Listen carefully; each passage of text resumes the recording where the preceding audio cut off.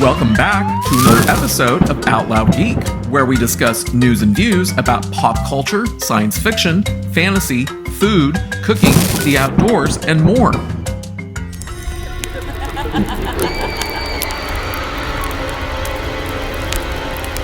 For anyone who may have believed that Dave Filoni's live-action Star Wars series entitled Ahsoka would be able to revive the currently dead Star Wars franchise, trust me, it didn't, as demonstrated by the show's final Nielsen viewership numbers that were recently made public. Ahsoka is the fifth live-action Star Wars show to stream on Disney Plus after The Mandalorian, The Book of Boba Fett, Obi-Wan Kenobi, and Andor. Of these, only The Mandalorian has had more than one season, 3 to be exact. But unfortunately, while I don't have any Nielsen viewership ratings for its first season, I do have viewership data for seasons 2 and 3, as well as the other Star Wars shows that have streamed on Disney+, which has given me an equivalent of 6 sets of data that can be compared. And for anyone who sticks around long enough, there are some additional very interesting comparisons made later on in the video. Now, one thing that I want to make very clear up front is that the amount of streaming data that's available to the general public, which includes myself, is extremely limited. And that limited data only includes 2 very distinct sets of values. First, the runtime of a given show or movie in minutes, which for an episodic show can be broken down into individual runtimes for each episode. And second, the weekly Nielsen viewership data that contains total minutes viewed for the top 10 most viewed shows and movies in several different categories. But this is problematic for several reasons. First, there's no guarantee that the total number of viewed minutes for a particular show or movie each week will be sufficiently large enough to be reported in one of Nielsen's top 10 categories. Second, in the case of episodic shows, the total number of minutes viewed is simply that, a total that doesn't get split into how many minutes were viewed for each episode of that show. Third, for both movies and shows, more specific types of data such as the average number of minutes viewed and the standard deviation of those minutes viewed are not provided. And fourth, the reporting of Nielsen viewership data is always 4 weeks behind. And it's due to that fourth reason that I haven't been able to do a video about the final viewership numbers for the Ahsoka series, because the data for the final episode wasn't reported until a few days ago. As to why there's only a minimal amount of data that gets reported by streaming providers, there's a very simple reason. They don't want more detailed viewership data to be revealed to the general public or to their stockholders. Instead, they keep it a closely guarded secret. And for the WGA writers and the actors' unions who went on strike, part of their demands involve being compensated with residuals that are based on streaming data. While the AMPTP resolved that issue and others with the WGA at the end of September, it remains up in the air with the actors' union as they are still on strike as of the time that I am recording this video.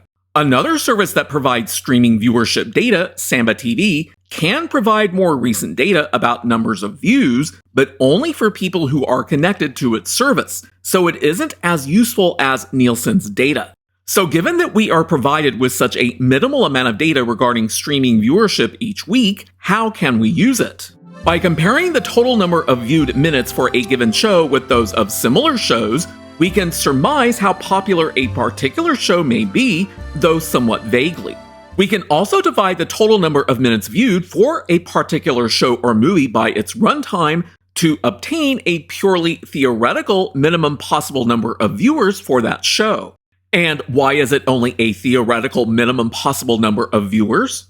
If you recall, when I said that streaming providers don't provide data such as average number of minutes viewed or standard deviation, when we divide the total number of minutes viewed by a show's runtime, we obtain what would ostensibly be a theoretical number of viewers if the average number of minutes viewed is the same as the show's runtime with a standard deviation of 0. Obviously, that isn't going to be the case because not all viewers are going to watch a particular show or movie for its entire runtime, which means that the average number of minutes viewed will always be lower than a show's runtime, and the standard deviation will always be greater than 0, because different viewers will watch it for different amounts of time. Consequently, the total number of viewers is always going to be greater than the theoretical minimum number obtained by dividing the total number of minutes viewed by the show's runtime. But by how much? That isn't something that can be answered without having the actual data, but we can get an idea as to how much the average number of minutes viewed and standard deviation can impact the total number of viewers. And we'll examine that by considering a hypothetical situation.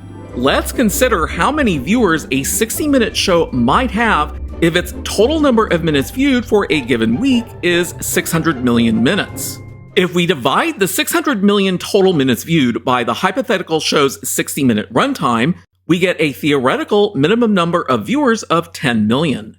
But assuming that the viewed minutes for all viewers fits within a normal distribution, which I strongly assume is the actual case, how many viewers would there be, let's say, for an average number of minutes viewed that varies from 5 minutes to 45 minutes with a standard deviation of 15 minutes? I think those are reasonable possible average numbers of minutes viewed for a 60-minute long show. Let's take a look at this chart, which shows 9 distinct hypothetical normal distributions in which the average number of minutes viewed goes from 5 minutes to 45 minutes, with an interval of 5 minutes between them, and the standard deviation is 15 minutes for each of them. And in each case, the total number of minutes viewed is 600 million minutes. What we can see in the chart is that the lower an average number of minutes viewed goes, the larger the normal distribution curve becomes, which makes sense because as most people aren't watching the hypothetical 60-minute long show as long, a larger and larger number of viewers have to be present in order for the total number of minutes viewed to add up to 600 million. And we can see that more easily in this next chart, which is a bar graph that shows the total number of hypothetical viewers for each of the average numbers of minutes viewed. Each of the values shown is the sum of the number of viewers as represented by each of the corresponding normal distribution curves shown in the previous chart. If you recall, when we simply divided the 600 million total number of minutes viewed by the hypothetical show's 60-minute runtime, we got a value of 10 million viewers. But if the average number of minutes viewed is around 45 minutes, with a standard deviation of 15 minutes, then the hypothetical number of viewers grows to around 14.7 million in order for there to be a total number of minutes viewed of 600 million. If the average number of minutes viewed is closer to 30 minutes with the same standard deviation, then the total number of viewers in this hypothetical example goes way up to 19.9 million, which is nearly double that theoretical minimum of 10 million viewers. And if the average number of minutes viewed drops down to 15 minutes, then the total number of viewers goes up again to around 30.9 million viewers to have a total of 600 million minutes viewed.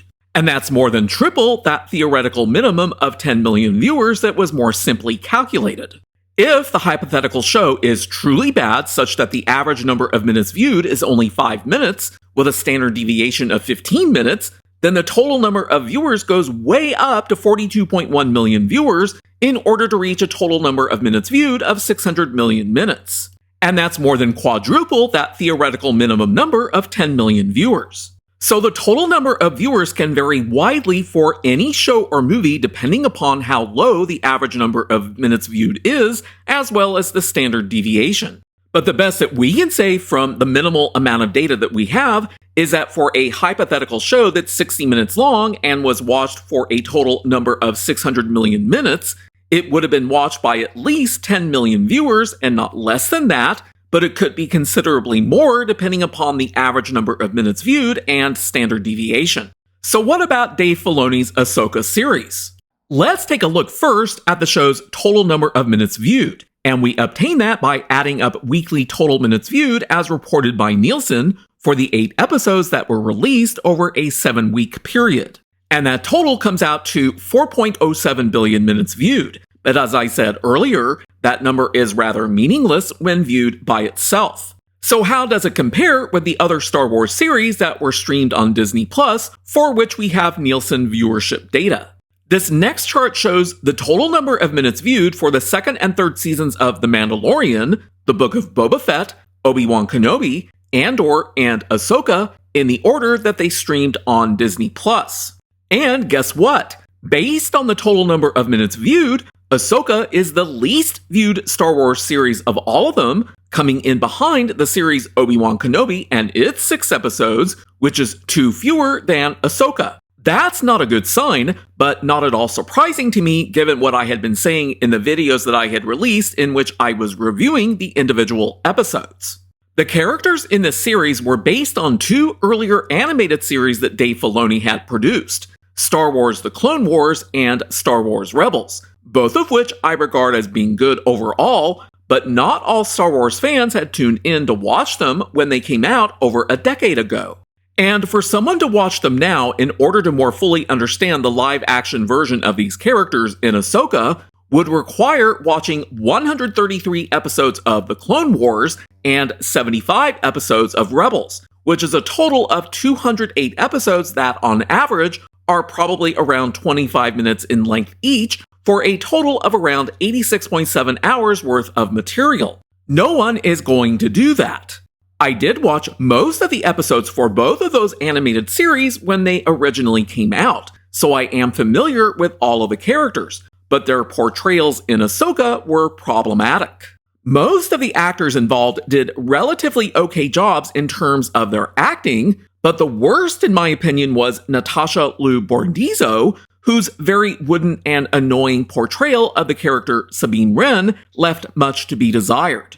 The actor who, in my opinion, was the best in terms of acting ability and quality was the late Ray Stevenson, who played the Dark Jedi character Baylan Skoll.